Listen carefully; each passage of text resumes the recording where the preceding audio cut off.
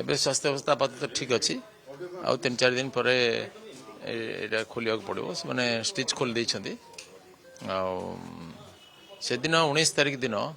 ଆମେ ସମସ୍ତେ ପାର୍ଲାମେଣ୍ଟକୁ ଯାଇଥିଲୁ ଆମ୍ବେଦକର ଅପମାନ ବିରୁଦ୍ଧରେ ଭାରତୀୟ ଜନତା ପାର୍ଟି ତରଫରୁ ଗୋଟେ ପ୍ରତିବାଦ ପ୍ରଦର୍ଶନ ହେଉଥିଲା ଶାନ୍ତିପୂର୍ଣ୍ଣ ଭାବରେ ପ୍ଲାକାର୍ଡ ଧରିକି ଛିଡ଼ା ହେଇଥିଲୁ ଏତିକି ମାତ୍ର କିନ୍ତୁ ସେ ସମୟରେ ରାହୁଲ ଗାନ୍ଧୀ ପ୍ରବେଶ କଲେ ଏବଂ ସେ ଆସିକି ସାମ୍ନାରେ ଆଗେ ଧକ୍କାମକି କରି ଉପରକୁ ଉଠିବାକୁ ଲାଗିଲେ ମୁଁ ଏକଦମ ଉପର ଆଡ଼କୁ ଛିଡ଼ା ହେଇଥିଲି ସାମ୍ନାରେ ତାଙ୍କୁ କେହି ବିଜେପିର ଏମ୍ପି କେହି ରେସିଷ୍ଟ କରିନାହାନ୍ତି ବାଧା ଦେଇନାହାନ୍ତି ସେ ଦି ସାଇଡ୍ରେ ରାସ୍ତା ଥିଲା ଯାଇପାରିଥାନ୍ତେ କିନ୍ତୁ ସେ ଜାଣି ଶୁଣିକି ଗଲେ ନାହିଁ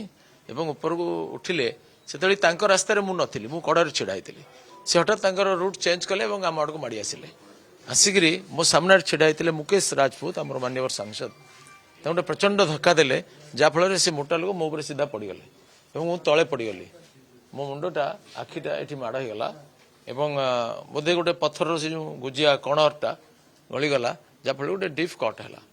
ସାଙ୍ଗେ ସାଙ୍ଗେ ମୋତେ ଜଣେ ଏମ୍ପି ଥିଲେ ସେଠି ଡକ୍ଟର ଜଣେ ସେ ସାବରୀ ବୋଲି ଟିଡିପିର ଆନ୍ଧ୍ରର ଜଣେ ମହିଳା ଏମ୍ପି ସେ ମୋତେ ନେଇକରି ତାଙ୍କର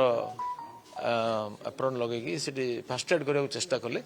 ଏବାରୁ ପୁଣି ମୋତେ ଆମ୍ବୁଲାନ୍ସରେ ପଠାଗଲା ଆଉ ଜଣେ 2 ଜଣ ଏମ୍ପି ବି ଗଲେ ଏବଂ ତାପରେ ରାହୁଲ ଗାନ୍ଧୀ ଏବଂ କଂଗ୍ରେସ ଦଳର ଆଉ ଅନ୍ୟାନ୍ୟ ଦଳର ବିଭିନ୍ନ ହୃଦୟହୀନ ଲୋକମାନେ ଏମ୍ପି ମାନେ ମତ ଦେଲେ ଯେଟା ନୌଟଙ୍କି ଏଟା ନାଟକ ଏପରି ହୃଦୟହୀନତା ଏମାନଙ୍କ ପାଖରୁ କଂଗ୍ରେସ ଆଉ ତାର ମିତ୍ର ଦଳମାନଙ୍କଠାରୁ ଆଶା କରାଯାଏ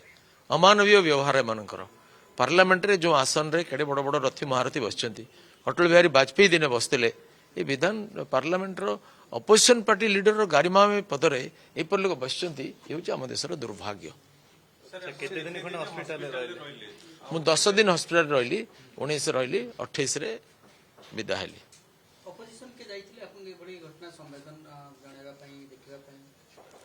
ଅପୋଜିସନ ମାନେ କଂଗ୍ରେସ ଦଳରୁ କେହି ଆସିନଥିଲେ ଅନ୍ୟ ବିଭିନ୍ନ ଦଳରୁ ଆସିଥିଲେ ସାର୍ ସେଦିନ ସେ ଗୋଟେ ଦୃଶ୍ୟ ଦେଖିବା ପାଇଁ ମିଳିଲା ଯେ ରାହୁଲ ଗାନ୍ଧୀ ଆପଣଙ୍କ ପାଖକୁ ଗଲେ କିନ୍ତୁ କିଛି କଲେ ନାହିଁ ପଳେଇଲେ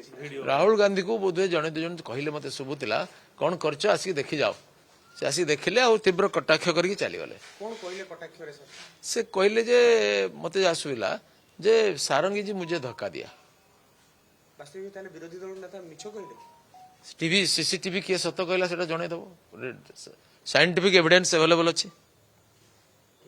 କିନ୍ତୁ ଏଭଳି ଘଟଣା କେବେ ଘଟିବା କଥା ନୁହଁ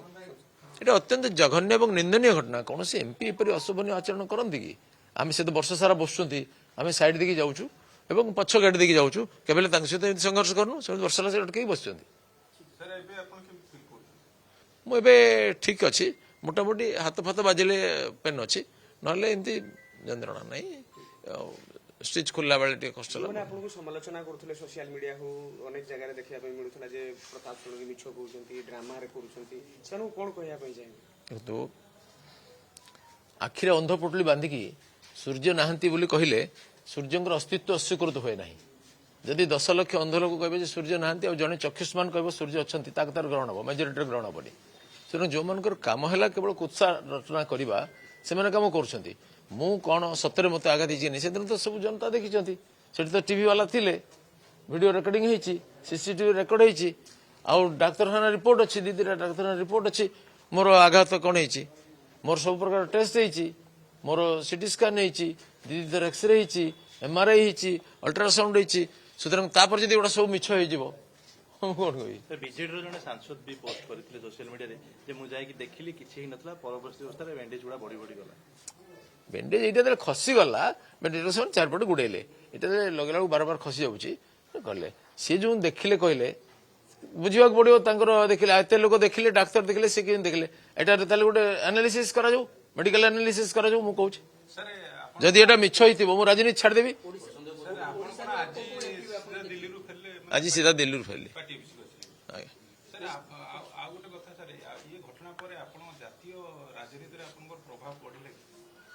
ମୁଁ ସେସବୁ କିଛି ବିଚାର କରୁନି ଏଇଟା ତ ଘଟଣା କ'ଣ ଗୋଟେ ପ୍ଲାନ୍ କରି ଯାଇଥିଲା ନା ଯେତେ ରାତିରେ ଓଡ଼ି ବୋଲି ସିଏ ଆସିଲେ ତାଙ୍କର ଆଟାକ୍ କଲେ ମୁଁ ରାଜନୀତିରେ ପ୍ରଭାବ ପଡ଼ିବ କ'ଣ କାରଣ ଅଛି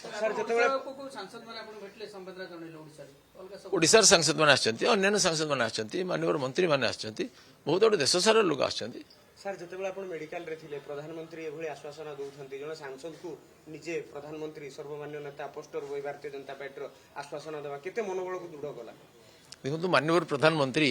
ଏକା ମତେ ନୁହେଁ ଏମିତି ସମସ୍ତଙ୍କୁ ବ୍ୟକ୍ତିଗତ ସମ୍ପର୍କ ରଖନ୍ତି ସୁବିଧା ଅସୁବିଧାରେ ସାହସ ଦିଅନ୍ତି ପ୍ରେରଣା ଦିଅନ୍ତି ଇଏ ଆମର ସୌଭାଗ୍ୟ ଯେ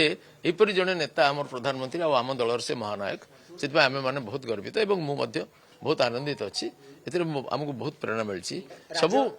ରାଜ୍ୟବାସୀ ଅପେକ୍ଷା କରି ରହିଛନ୍ତି ପ୍ରତାପ ଷଡଙ୍ଗୀ ପ୍ରତାପ ନନା ଭଲ ଅଛନ୍ତି ନା ନାଇଁ କନଷ୍ଟିଚୁଏନ୍ସି ଲୋକ ସମସ୍ତେ ଚିନ୍ତାରେ ଥିଲେ ବର୍ତ୍ତମାନ କଣ ବାର୍ତ୍ତା ଦେବା ପାଇଁ ଚାହିଁବେ? ମୁଁ ଏ ବାର୍ତ୍ତା ଦେବି ଯେ ଗଣତନ୍ତ୍ରରେ ହିଂସାର ସ୍ଥାନ ନାହିଁ ଯେଉଁମାନେ ଏପରି କାମ କରୁଛନ୍ତି ସେମାନଙ୍କୁ ନିର୍ବାଚନୀ ରାଜନୀତିରେ ସଠିକ ଜବାବ ଦିଆଯାଉ ଏବଂ ଗଣତନ୍ତ୍ରର ଯେଉଁମାନେ ହତ୍ୟା କରିଥିଲେ ଇମର୍ଜେନ୍ସି ସମୟରେ ଯେଉଁମାନେ ବାରମ୍ବାର ହତ୍ୟା କରିଥିଲେ ବିଭିନ୍ନ ସମୟରେ ଗଣତନ୍ତ୍ର ତଣ୍ଟି ମୋଡ଼ିକି ସମ୍ବିଧାନ ସଂଶୋଧନ କରିକି ମାନବୀୟ ଅଧିକାରକୁ ହନନ କରିଥିଲେ ସେମାନଙ୍କୁ ଗଣତାନ୍ତ୍ରିକ ପଦ୍ଧତିରେ ଉଚିତ ଜବାବ ଦେବା ପାଇଁ ପ୍ରସ୍ତୁତ ଆମେ ଏବେ କହିପାରିବା କି ନନା ପୁରା ଫିଟ୍? ହଁ ମୁଁ ଫିଟ୍